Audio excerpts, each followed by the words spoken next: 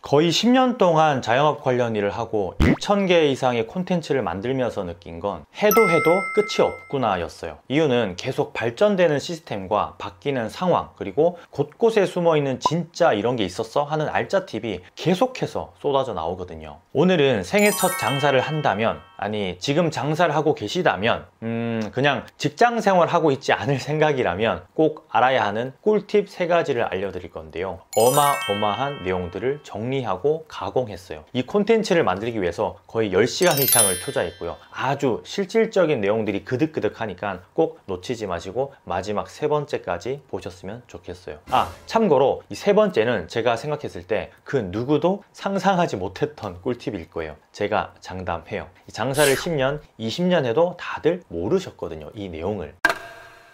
첫 번째, 생애 첫 장사를 한다면 반드시 알아야 할 꿀팁은 4차 산업 푸드테크입니다. 이게 무슨 말인가 하면, 예전만 해도 장사를 할 때 별다른 시스템을 구축하지 않아도 됐어요. 그저 오는 손님 받고, 손님이 좀 안 오면 전단지 돌리고, 신문 삽지 광고하고, 우유 배달하는 사람에게 우유 넣을 때 광고지 하나 끼워 달라고 하면 땡이었다라는 거예요. 요즘은 어때요? 인스타그램을 해야 되고, 블로그 체험단, 스마트 플레이스는 그냥 다 기본 스탠다드가 되어버렸죠. 전단지는 글쎄요, 효과가 없진 않겠지만 이 시대가 변하긴 변했어요. 특히나 이 MZ세대들에게는 전단지는 이제 거의 쓸모가 없는 홍보 방식이라는 인식이 커요. 매장 내부만 들여다보더라도 로봇이 서빙을 해주고, 키오스크가 직원 대신에 주문을 받고, 스마트폰으로 메뉴 주문을 하는 마당에 전단지가 웬 말이냐는 말이죠. 물론 앞서도 이야기했지만 아직까지도 전단지 광고는 효과가 있어요. 설렁설렁 운동하면서 돌리면 분명히 반응이 와요. 다만 제가 말씀드리고 싶은 건, 생애 첫 장사를 하신다면 우리 매장에 어떤 시스템을 접목시킬지 반드시 조언을 받아서 시작하라는 이야기인 거예요. 대내외적인 마케팅과 더불어서 매장의 물리적인 소프트웨어적인 시스템을 말이에요. 자, 프랜차이즈를 한다면 이미 프랜차이즈 본사가 구축해 놓은 키오스크, 서빙 시스템, 주문 시스템, 결제 시스템, 마케팅 시스템, 고객 관리 시스템 등등을 그대로 이용하면 되지만, 개인이라면 이야기가 달라져요. 그냥 포스기 좋은 거, 렌탈 비용 저렴한 거 누군가가 추천하니까 괜찮겠지 하고 결정하는 게 아니라는 거예요. 이 서빙 로봇을 쓴다면 동선을 생각해서 인테리어를 해야 될 것이며, 도면을 짤 때에도 테이블 간격을 1.5m 떨어져 놓게 한다든지, 어떤 테이블 오더와 연동이 되는지, 또 고객 관리 프로그램을 사용한다면 월 비용이 들지 않는 시스템을 구축할 것인지, 아니면 키오스크랑 연동되는 걸 도입할 것인지 정해야 한다라는 거예요. 키오스크만 봐도 그렇죠. 국내에 수십 개의 브랜드가 있어요. 당연히 좋은 게 있을 거고, 어떤 건 쓰다 보면 이거 써보니까 완전 별로네 하는 게 있어요. 사실 이런 시스템들은 한번 접목을 시키면 바꾸기가 굉장히 까다로워요. 대부분이 1년 약정, 2년 약정, 3년 약정으로 이루어져 있기 때문에 뒤늦게 후회를 한다라는 거죠. 구매를 하더라도 수백, 수천 단위의 거금이 들어가고요. 최근에는 로봇이 이 서빙뿐만 아니라 음식도 만들고 주문 역시도 받아요. 결제도 당연히 로봇이 하는 곳도 있고요. 테이블에서 그냥 태블릿으로 깔끔하게 결제를 하는 곳은 이제 너무나 많아졌다라는 거예요. 혹은 네이버 페이, QR코드로도 주문, 결제를 할 수 있고요. 이런 모든 시스템들을 모르고 매장을 차린다는 건 남들 전쟁 나갈 때 수류탄도 챙기고 권총도 챙기고 이 대검도 챙길 때 달랑 M16 칼빈만 들고 나가는 꼴이에요. 기본 장착품만 들고 나간다는 이야기인 거예요. 멀리서 총을 쏠 때에는 위력을 발휘하겠죠. 하지만 위기 상황이 오면 총알이 다 떨어지거나 총이 부서져서 각계 전투가 일어난다면 당연히 대검이 있는, 권총이 있는 사람이 이길 거예요. 매장도 마찬가지죠. 어떤 시스템을 우리 매장에 접목시킬지는 기획 단계에서부터 필요해요. 하나하나 해당 업체와 미팅을 해보거나, 혹은 조언 받을 수 있는 사람을 통해서 시스템 구조를 이해하면 좀 더 스마트한 미래형 매장을 탄생시킬 수 있어요. 여기서 제가 이야기하는 게 무인 상점 혹은 미래형의 어떤 판타스틱한 가게를 말하는 게 아니에요. 스마트한 매장이 무인 상점만을 이야기하는 건 아니거든요. 딱 반발짝만 앞서 나가도 된다라는 거죠. 오프라인의 소비는 위드 코로나와 동시에 또 폭발적인 수요가 일어날 것이고 분명히 예전 소비를 회복할 거예요. 그렇기 때문에 이 매장을 처음 차리시는 분들은 이런 시스템의 구조를 꼭 알아야 한다라는 거죠. 고정비, 변동비, 노동력을 줄이기 위해서라도 말이에요. 두 번째, 생애 첫 장사를 한다면 반드시 알아야 할 꿀팁은 우리나라 사람의 특성입니다. 이 이론은 그 누가 와도 아주 당당하게 이야기할 수 있는데요. 이유는 대부분의 장사가 시작부터 잘못되기 때문에 망하는 케이스가 제일 많아서예요. 가령 젠가를 한다고 치면 첫 1단계부터 뒤틀리면 5단계, 6단계까지는 절대 올라갈 수가 없어요. 성냥개비 탑도 마찬가지죠. 장사에서 제일 많이 보이는 케이스예요. 우리나라 사람의 특성상 아니면 상황의 특성상 서두르다 보니까 상권을 잘못 선택하고 서두르다 보니까 아이템 역시 꼽히는 것에 직진하는 경향이 커요. 이건 나중에 수술을 한다고 해서 어떻게 되는 게 아니에요. 매장을 옮길 수는 없어요. 아이템을 한 번에 확 바꿀 수는 없다라는 거예요. 결국 수술이 되지 않는 병인데도 불구하고 칼과 가위를 가지고 배를 이렇게 가르고 있어요. 첫 단계부터 서둘러서 생겨난 일인 거죠. 갈수록 격차는 벌어지게 되어 있고요. 국가공인 브레인 트레이너인 양은우 씨는 책 당신의 뇌는 서두르는 법이 없다에서 이 조바심은 뇌가 만들어낸 현상일 뿐이라고 했어요. 즉 무언가에 쫓기는 듯한 도피형 창업은 절대 해서는 안 된다라는 거예요. 혹자는 나는 그렇지 않아요. 꿈이 있어서 열심히 알아보고 분석해서 창업을 준비하고 있어요 라고 하지만 실상은 전혀 그렇지 않은 경우가 많아요. 수백 명을 매년 만나서 상담을 하고 있지만 정확히 본인이 뭘 원하는지 아무도 몰랐어요. 어떤 상권에서 어떤 아이템으로 어떤 무기를 가지고 창업을 해야 하는지 전혀 모르고 있었다라는 거예요. 현실에서 일어나는 가장 많은 예가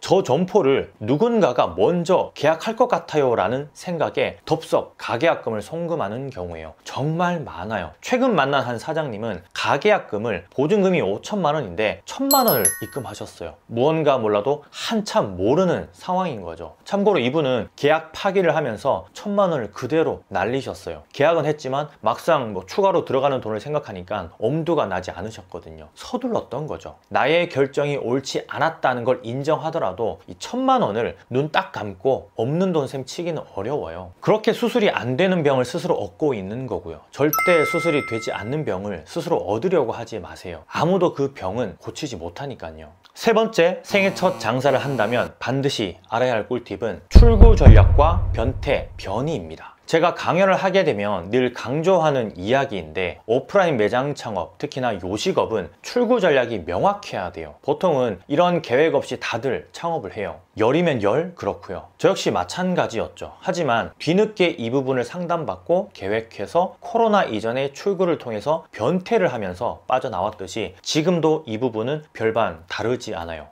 모든 사업에 적용이 된다라고 보기보다는 전 요식업, 식당이 훨씬 더 중요하게 생각해야 할 포인트이기 때문에 늘 강조하는 것 같아요. 제가 상담하는 케이스 90% 이상이 장사가 잘 안 되기 때문에 어떻게 하면 장사가 잘 되어서 투자금을 회수하고 매장을 팔지에 대한 부분이 가장 많아요. 과연 백종원 대표가 솔루션을 준다고 한들 좀 전에 이야기했던 이 수술이 되지 않는 병에 걸렸는데 변태를 하거나 출구 전략을 짤 수 있을까요? 물론 방송의 힘을 빌리면 가능할 거예요. 다만 요즘은 그것도 한순간이에요. 이 방송 출연이 1년, 2년을 먹여 살려주지는 않는다라는 거예요. 얼마 전 제가 소개도 시켜드렸죠. 김포에 있는 락원 이북만두는 수요 미식회에 나오고 매출이 껑충 뛰었어요. 그런데 그게 몇 달을 가지 못했어요. 오히려 단골 손님들을 떨어뜨리는 작용을 했을 수도 있다라는 거예요. 그렇기 때문에 요즘은 방송 출연도 고심에 고심을 거듭해야 돼요. 제가 아시는 중식당을 운영 중이신 분은 방송에서 정말 수차례 연락이 왔음에도 불구하고 전혀 출연 의사가 없으셨어요. 예전에 이용돈 PD가 진행하던 이 먹거리 엑스파일에서도 착한 식당으로 섭외를 하려고 했지만 한사코 거절했어요. 이유는 단골 손님들에 대한 배려 때문이었고요. 문제는 출구 전략, 변태, 변이 없이 시작한 장사가 잘 되면 잘 되는 대로 다음 단계로 넘어가야 하는데 그게 아니라 조금씩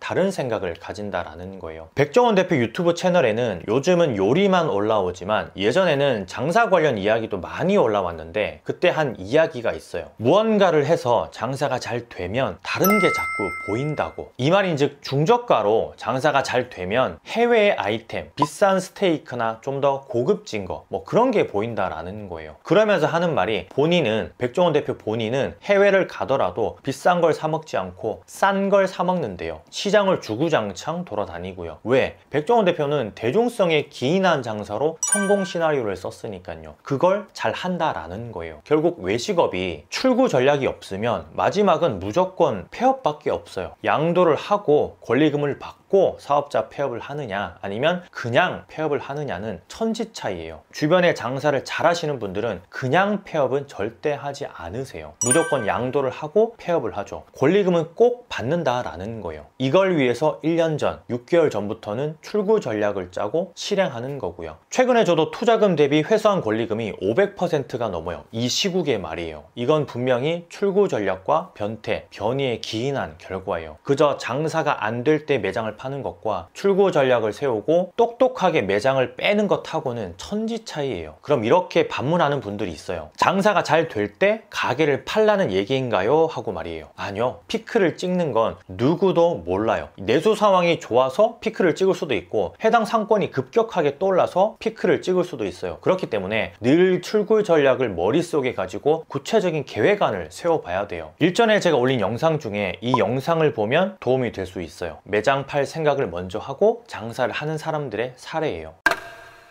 자, 여러분 오랜만에 조금 열변을 토했는데 어떠셨나요? 생애 첫 장사를 한다면 반드시 알아야 할 것이라고 좀 느끼시나요? 아마 지금 장사를 열심히 하고 계시는 분들은 끄덕끄덕 할 거예요. 다만 이제 준비를 하고 있는 분들, 그리고 회사 생활을 하지만 장사 한번 해볼까 라고 생각하시는 분들은 이게 과연 무슨 소리지? 라는 생각이 들 수도 있을 것 같아요. 무쇠로 된 다리도 전쟁이 나면 폭파 대상 1호가 되는 법이에요. 아무리 내가 잘났더라도 시국이니만큼 창업을 준비하시는 분들은 천천히 그리고 좀 더 꼼꼼하게 하셨으면 좋겠어요. 그래야 성공의 발판을 마련할 수 있을 테니까요. 요즘은 돌다리도 두들겨 보지 말라고 하더라고요. 뭐 그거 두드리다가 아예 건너지도 못한다고 말이에요. 실행이 뭐 중요하다라 뭐 그런 이야기겠죠. 그런데 오프라인 창업은 두들기셔야 돼요. 이 자본금이 전혀 들어가지 않는 사업이 아니기 때문에 반드시 두들기시고 건너셨으면 해요. 이상 건프로였고요. 좋아요 눌러주시면 콘텐츠 제작에 큰 힘이 되니까 부탁드릴게요. 감사합니다. 많이 파세요.